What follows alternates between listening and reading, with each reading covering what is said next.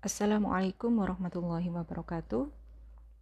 Pada kesempatan kali ini saya akan membahas mengenai seleksi dan penempatan tenaga kerja.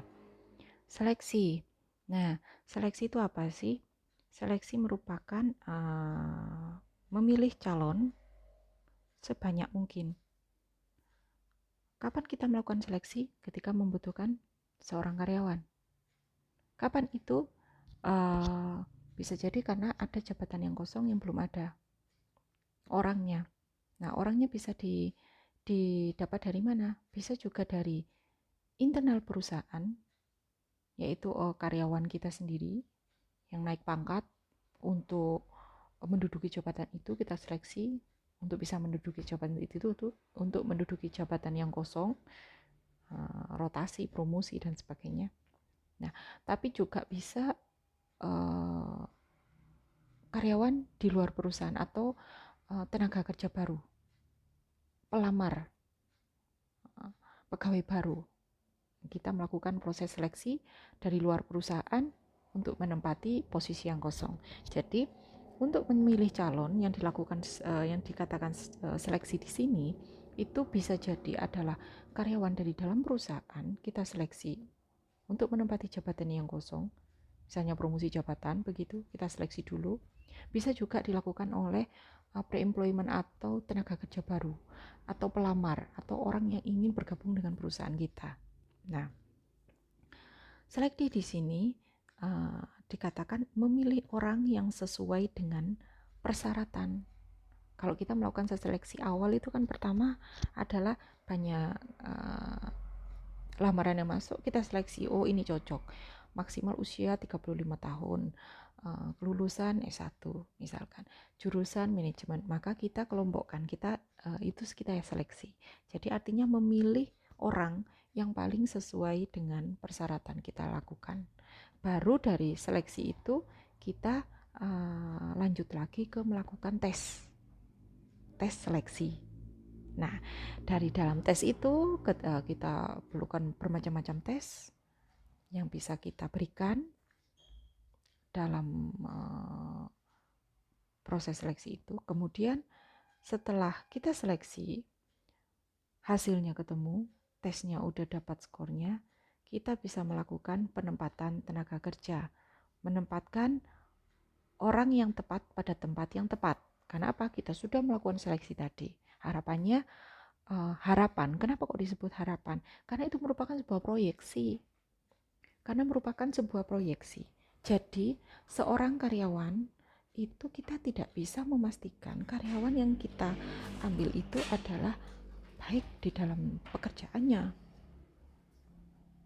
Kita tidak bisa memastikan. Karena apa? Dia belum mengerjakannya. Dia belum menduduki jabatan itu. Kita hanya menyeleksi berdasarkan data nilainya berapa dan kita proyeksikan, kita ramalkan dia bisa melakukan pekerjaan itu dengan baik berdasarkan hasil skor tadi. Nah, baik, jadi merupakan sebuah sasarannya merupakan rekomendasi keputusan berdasarkan dugaan. Karena tadi ya kemungkinan berhasil, karena tadi belum dilakukan. Harapannya apa? Kok kita melakukan proses seleksi itu, kita bisa menempatkan orang yang tepat pada tempat yang tepat. Right man on the right place. Untuk apa? Performanya biar bagus. Yeah. Kemudian, strategi apa? Caranya apa yang bisa kita gunakan dalam proses seleksi? Nah, caranya ada dua, yaitu dengan cara mekanikal dan dengan cara klinikal. Mekanikal dalam proses pengumpulan datanya, yaitu data dikumpulkan berdasarkan pedoman atau prosedur yang ditetapkan secara baku. Artinya apa? Ketika kita melakukan proses seleksi itu, sebelumnya kita sudah menentukan pertanyaan-pertanyaan apa yang akan kita berikan kepada karyawan. Seorang pelamar, saya bilang pelamar mungkin ya. Nah itu pertanyaan-pertanyaan apa yang akan kita diberikan kepada pelamar. Pertanyaannya itu berupa pertanyaan terbuka atau tertutup. Pertanyaan terbuka itu pertanyaan yang berupa isian, bebas mereka menjawab pertanyaan. Kalau pertanyaan tertutup berupa pilihan ganda. Jadi pertanyaan itu sudah terstruktur baku. Pertanyaan itu sudah kita tetapkan sebelumnya. Artinya apa? Pertanyaannya yang diberikan pada satu orang sama dengan pertanyaan yang akan diberikan pada orang lain. Nah, ini sama dengan ketika Samian melakukan tes potensial akademis, tes TPA, tes psikologi, itu kan pertanyaannya sama. Nah, itu adalah data strategi seleksinya dengan cara mekanikal. Artinya apa? Karena pertanyaannya sama, maka data satu orang itu sama dengan data orang lain. Karena apa? Pertanyaannya sama. Nah, kemudian yang beda ya jawabannya, ya jelas jawabannya beda karena yang jawab adalah orang yang berbeda. Oke. Kemudian untuk dalam sistem mekanikal ini berdasarkan pengolahan datanya, dalam sistem mekanikal itu pengolahan data itu jadi pertanyaan tadi yang Anda bilang terstruktur tadi sudah ditentukan sebelumnya, jawabannya sudah ditentukan sebelumnya. Anda kasih skor, Anda kasih nilai, misalnya jawabannya A, B. Jawabannya adalah pilihan jawaban yang Anda berikan adalah A, B, C, D, E. Jawaban A, sangat setuju. Jawaban B, setuju. C, ragu-ragu. D, tidak setuju. E, sangat tidak setuju. Jawaban A dikasih nilai 5. Jika pelamar menjawab A, maka dia dikasih nilai 5. B dikasih nilai 4. C dikasih nilai 3. Jika menjawab D dikasih nilai 2. Jika pelamar menjawab E, maka diberi skor atau nilai 5. Nah, ini adalah pengkodean dengan skala Likert ini dikenal dengan skala Likert kalau Anda bicara belajar statistik ya, pengolahan data. Nah, ini di sini jadi dari angka-angka tadi dimasukkan ke dalam suatu alat analisis statistik tertentu. Nah, kalau zaman sekarang sudah ada program pengolahan data. Nah, itu ada bisa dengan SPSS dan sebagainya itu, Amos, Lisrael dan sebagainya yang biasanya Anda gunakan di dalam penelitian. Nah, kemudian skripsi, nah tesis, disertasi, nah itu. Jadi pengolahan datanya, data yang kita dapatkan tadi diolah dengan sebuah alat analisis statistik tertentu. Nah, atau bisa program pengolahan data. Nah, artinya di sini yang melakukan pengolahan data itu siapapun, tidak hanya seorang psikolog, tapi siapapun, yang jelas orang yang bisa mengoperasikan alat analisa itu, orang yang bisa mengoperasikan sistem pengolahan data itu. Siapapun bisa, manajemen, mau akuntansi, bisa. Nah, jadi bukan hanya seorang sarjana psikolog. Kemudian yang kedua, seleksi strategi yang kedua adalah klinikal. Klinikal itu seperti apa? Dalam pengolahan datanya sebaliknya dari mekanikal, dia mengumpulkan datanya itu pelamar itu diberikan pertanyaan-pertanyaan yang tidak terstruktur. Pertanyaan tidak struktur itu seperti apa? Jadi tidak ditentukan dulu. Pelamar ini akan diberikan pertanyaan apa, itu tidak ditentukan dulu. Jadi tergantung dari si pewawancara. Mungkin pelamar satu akan ditanyai tentang pendidikannya dia dulu di mana, kemudian organisasinya semacam apa. Tapi pelamar yang kedua mungkin ditanyain tentang keluarganya seperti apa, pengalaman berorganisasinya dulu bagaimana, pengalaman kerjanya bagaimana. Jadi demikian. Jadi tidak sama antara pertanyaan satu dengan pertanyaan yang lain. Jadi data dikumpulkan fleksibel tergantung seorang psikolog. Wawancara biasanya itu dilakukan oleh seorang psikolog. Kalau wawancara tidak terstruktur. Nah, kemudian berarti data satu orang tidak sama dengan data orang lain. Kenapa? Karena pertanyaannya berbeda. Nah, kemudian berdasarkan klinikal, pengolahan data dilakukan oleh seorang ahli psikolog, itu disebut klinikal. Jadi data yang didapat seorang psikolog berusaha untuk menggambarkan, mendeskripsikan seperti apa orang ini. Nah, dari hasilnya itu baru kita melakukan penempatan. Kemudian, dalam pengolahan datanya, tadi kan ada dua, mekanikal dan klinikal. Nah, berdasarkan pengumpulan ada mekanikal dan klinikal, berdasarkan pengolahan datanya ada mekanikal dan klinikal. Jadi ada dua. Dari dua hal ini, maka kita bisa gabungan ini bisa kita pecah menjadi 6 teknik, yaitu interpretasi profil, klinikal murni, gabungan klinikal, statistika murni, penghargaan perilaku, dan gabungan mekanikal. Kita bahas yang pertama, klinikal dengan pengolahan datanya. Jadi dengan pertanyaan terstruktur, pertanyaan yang sudah kita tetapkan sebelumnya, kita olah dengan cara pengolahan caranya dengan klinikal, yaitu dengan diberikan oleh psikolog untuk membaca datanya, menyimpulkan datanya, maka disebut sebagai interpretasi profil. Dan ketika kita data yang kita peroleh tadi kita lakukan dengan menggunakan alat analisis statistik tertentu, maka disebut sebagai statistika murni. Nah, jika pengumpulan datanya dengan menggunakan klinikal atau dengan pertanyaan yang tidak terstruktur tadi, nah, kemudian pengolahan datanya dilakukan dengan klinikal, pengolahan datanya dilakukan oleh seorang ahli psikolog, maka disebut sebagai klinikal murni. Namun, jika hasil datanya yang didapat dari pengumpulan data ini diolah dengan sebuah alat analisis statistik tertentu, maka disebut sebagai penghargaan perilaku. Nah, bagaimana jika pengumpulan datanya dilakukan dengan mekanikal dan klinikal? Apakah itu mungkin? Mungkin. Anda mungkin pernah tahu kalau ketika Anda melamar pekerjaan, mungkin Anda akan disodori tes psikologi, tes TPA, tes potensial akademik. Itu adalah mekanikal karena pertanyaannya adalah sama, terstruktur. Pertanyaannya sama antara satu penanya dengan satu pelamar dengan pelamar yang lain. Nah, tapi tidak hanya itu, biasanya Anda juga dilakukan wawancara secara terbuka atau wawancara tidak terstruktur, ditanyai berbagai macam untuk menguak seperti apa Anda. Nah, ini adalah merupakan gabungan klinikal dan mekanikal. Baik, berdasarkan gabungan klinikal dan mekanikal, data yang kita dapat dalam pengumpulan itu, terus kemudian kita berikan kepada psikolog untuk menganalisanya, maka disebut sebagai gabungan klinikal. Namun jika kita gunakan alat analisis statistik tertentu, maka untuk menghasilkan data, mengolah datanya, maka disebut sebagai gabungan klinikal.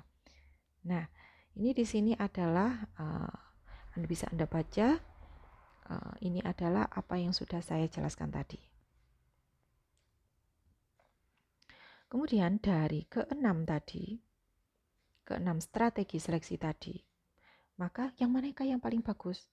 Nah, menurut Swire, ada 6 ini yang paling bagus peringkatnya. Yang pertama yang paling bagus adalah gabungan mekanikal, statistika murni, penghargaan perilaku, interpretasi profil, gabungan klinikal, dan klinikal murni. Si Swire ini menetapkan memeringkat ini berdasarkan apa? Kelemahan dan kelebihan dari mekanikal dan klinikal. Nah, itu berdasarkan kelemahan dan kelebihan itulah maka dia membuat peringkat ini, yaitu yang terbaik adalah gabungan mekanikal, kedua statistika murni, dan sebagainya. Kemudian, tes psikologi dan wawancara dalam proses seleksi. Nah, kita tahu kalau di Indonesia atau Anda yang pernah ketahui sebelumnya bahwa di dalam proses penerimaan tenaga kerja itu yang pertama adalah menyeleksi surat lamaran yang masuk, nggih. Jadi yang pertama adalah menyeleksi surat lamaran yang masuk. Nah, nih, kemudian dari surat seleksi lamaran yang masuk, maka Anda melakukan wawancara awal. Jadi dilakukan wawancara awal. Wawancara awal di sini adalah untuk mengetahui apa yang diharapkan seorang calon karyawan, apakah sama dengan yang diharapkan oleh perusahaan. Nah, baru dilakukan tes TPA, tes potensial akademik, seperti itu, atau tes-tes yang lain. Kemudian baru melakukan tes kesehatan. Kalau tes kesehatan lolos, baru melakukan wawancara akhir, baru melakukan penerimaan. Apakah selalu ini stepnya? Enggak, tergantung perusahaan. Ada yang habis seleksi lamaran, habis itu langsung ujian, habis itu langsung wawancara, habis wawancara kesehatan, baru penerimaan tenaga kerja. Nah, jadi itu tergantung dari perusahaannya.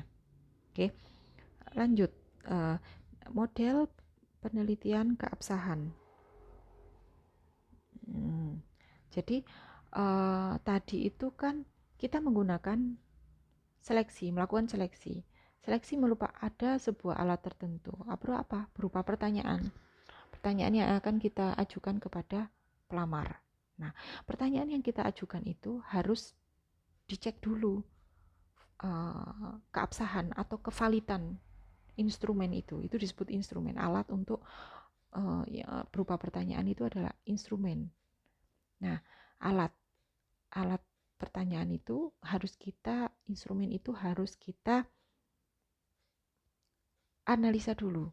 Valid nggak sih? Valid itu apa? Mengukur apa yang seharusnya diukur. Contohnya misalnya, kalau Anda mengukur tepung, maka pakai timbangan.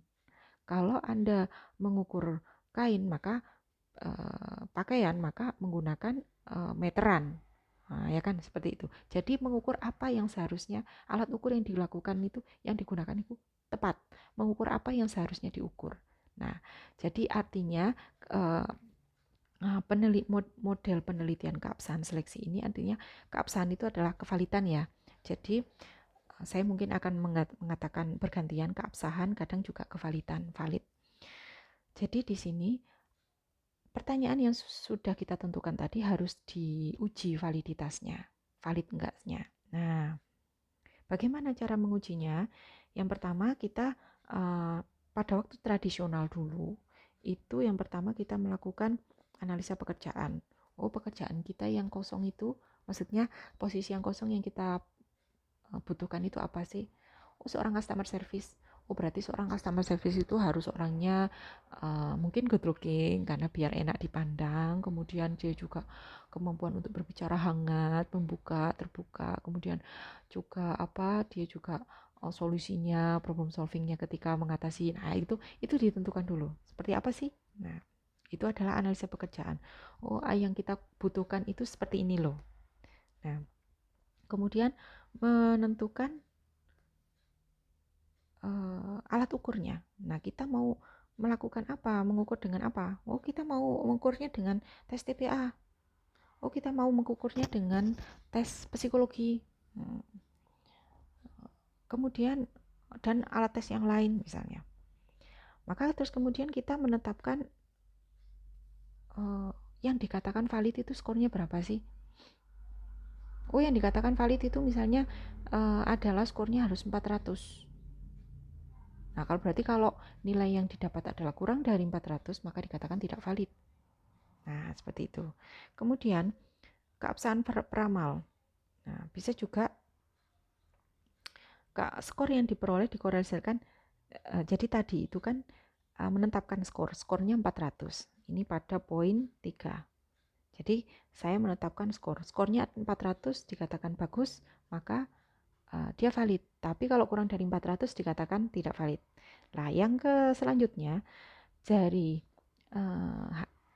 pertanyaan-pertanyaan yang sudah kita tetapkan tadi, kita berikan kepada orang yang sebagai uji coba, kepada orang yang mungkin sudah bekerja di perusahaan kita dengan posisi yang sama atau di perusahaan lain dengan posisi yang sama seperti itu. Kemudian kita skor, tapi dia nilainya juga kinerjanya tinggi. Kemudian kita skornya kita bandingkan dengan poin C.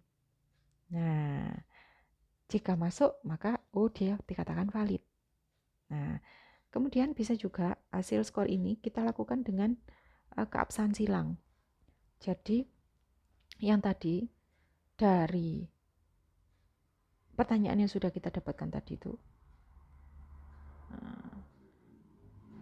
kita berikan pada sampel lain. Jadi kita berikan pada perusahaan kita, karyawan di perusahaan kita lihat hasilnya, kemudian kita juga coba di perusahaan lain, kita bandingkan hasilnya. Nah, jadi 2 itu kita hasilkan hasilnya. Baru dikatakan sesuai skornya, kita bandingkan juga oke, maka dikatakan valid. Oh, bagus. Absah. Jadi alat ukur ini sudah valid, mengukur apa yang seharusnya diukur.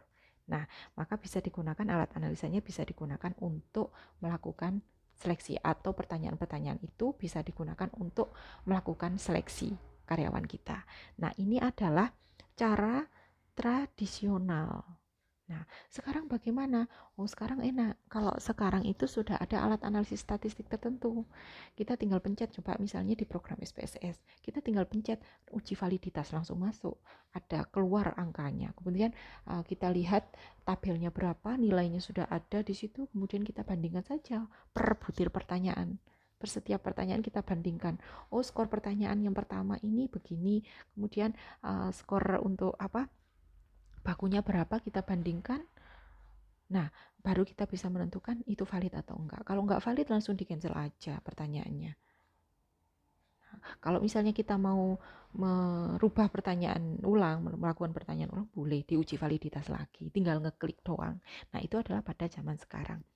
Lantas bagaimana dengan di Indonesia? Ini sama ya. Di Indonesia ini untuk alat analisa pekerjaan sama ya, melakukan alat ukurnya bisa dengan kuesioner wawancara, menentukan pertanyaannya seperti apa, bisa juga dengan kemudian melakukan pemeriksaan oleh seorang psikolog.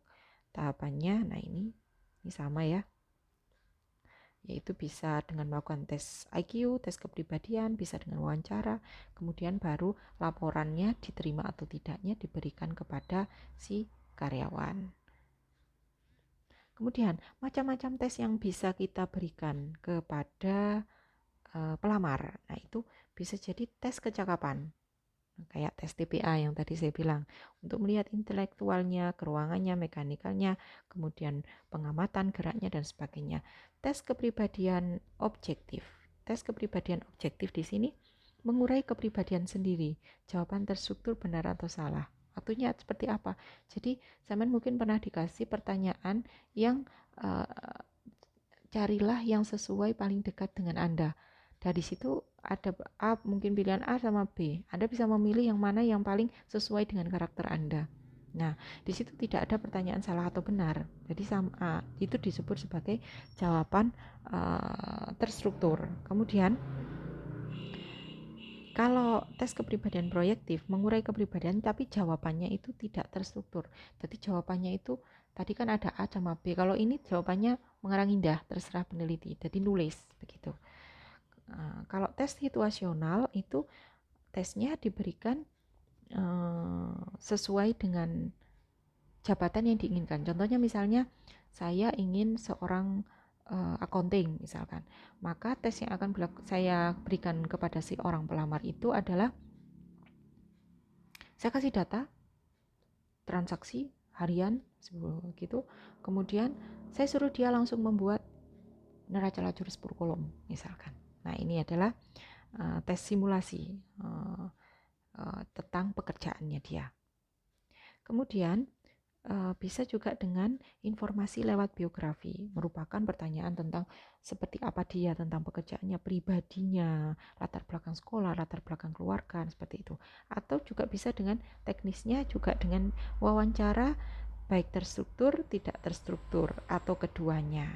Jadi terstruktur tadi kan wawancaranya itu pertanyaannya sudah ditetapkan sebelumnya, kalau tidak terstruktur itu pertanyaannya tidak ditetapkan sebelumnya. Uji validitas. Nah, validitas peramal di sini ada 4. Nah, validitas yang pertama adalah keabsahan peramal. Keabsahan peramal di sini menentukan validitas peramal itu akan diberikan dari peramal seorang calon tenaga kerja atau pelamar itu diberikan tes.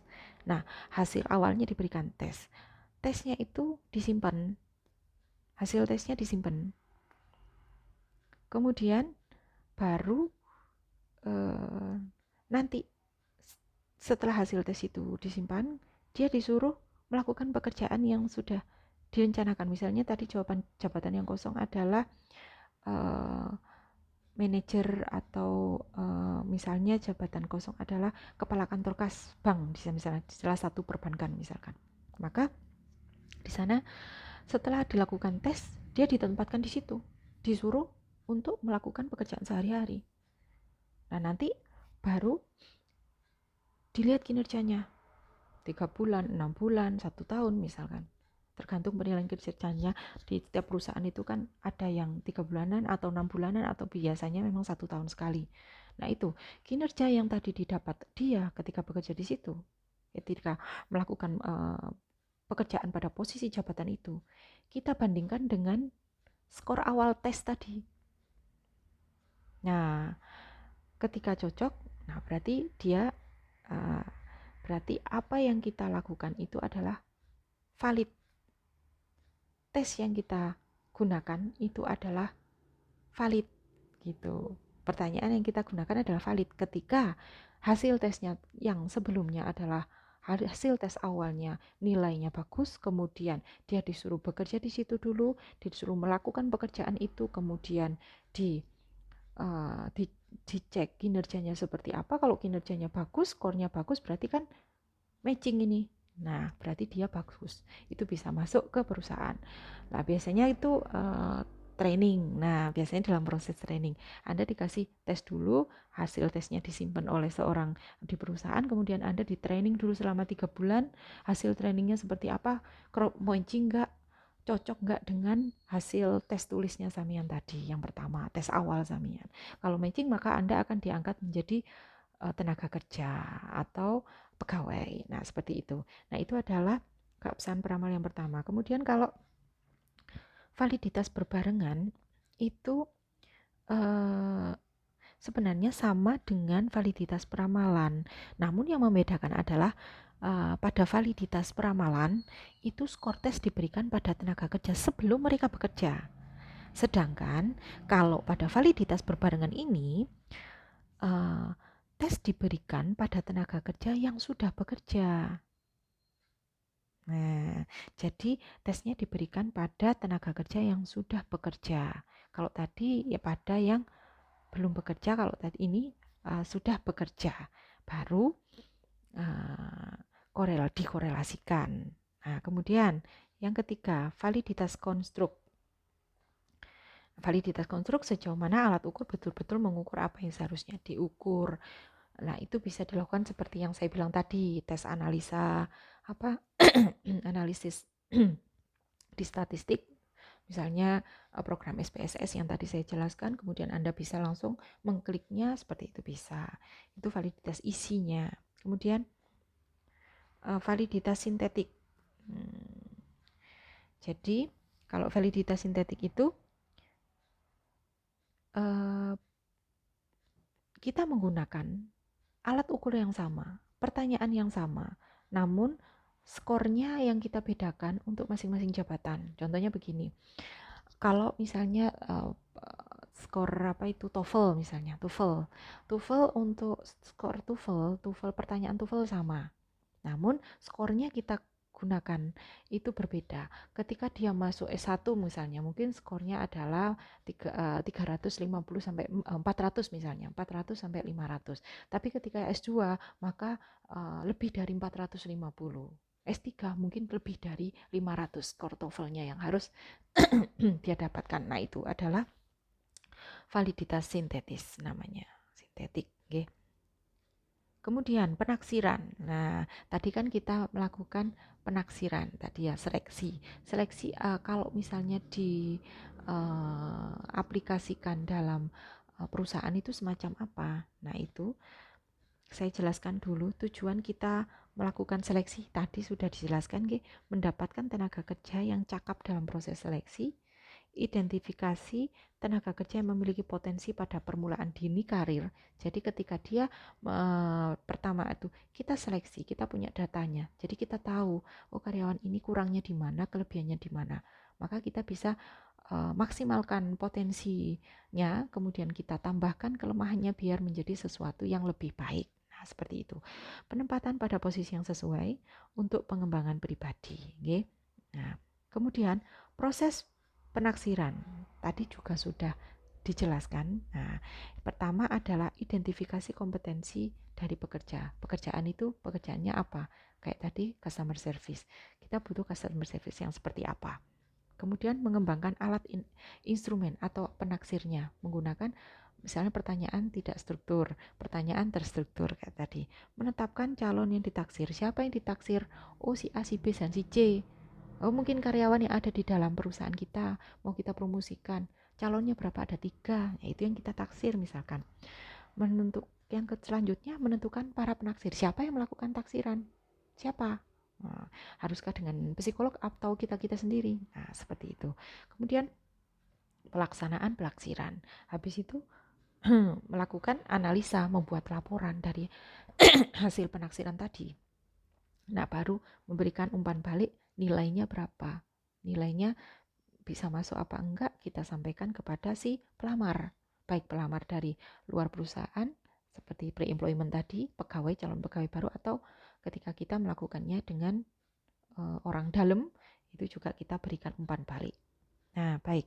Metode yang bisa kita gunakan biasanya yang di dalam manajerial, melakukan penaksiran pada manajerial, jajaran manajerial itu adalah pertama adalah manajemen business game. Jadi pelamar yang ada itu dibuat sebuah kelompok kecil, misalnya 6 orang, kemudian masing-masing itu diberikan tugas, misalnya seorang manajer, yang satu manajer pemasaran, yang satu manajer manajer research and development, manajer bla bla bla dan sebagainya. Nah, itu kemudian mereka disuruh membuat sebuah perencanaan dan anggaran tahunan untuk melakukan perencanaan masing-masing. Dari situlah kita nilai seperti apa dia ketika pantaskah menduduki jabatan yang seorang manajemen misalkan. Kemudian yang kedua, group discussion atau diskusi, melakukan grup diskusi tanpa seorang pemimpin, adalah group discussion dan role play. Role play di sini jadi satu kelompok ada sebuah membuat karyawan itu kelompok kecil, kemudian diberi masalah, bisa 6 orang gitu ya, isinya diberi sebuah masalah, kita lihat dari luar, nah kita tahu nanti siapa yang mendominasi, siapa yang bisa mengarahkan teman-teman yang lain, anggota yang lain. Nah, itu adalah seorang leader. Nah, kita bisa melihatnya dari sana. Siapa yang paling didengar oleh anggota lain. Kemudian yang selanjutnya adalah in basket exercise.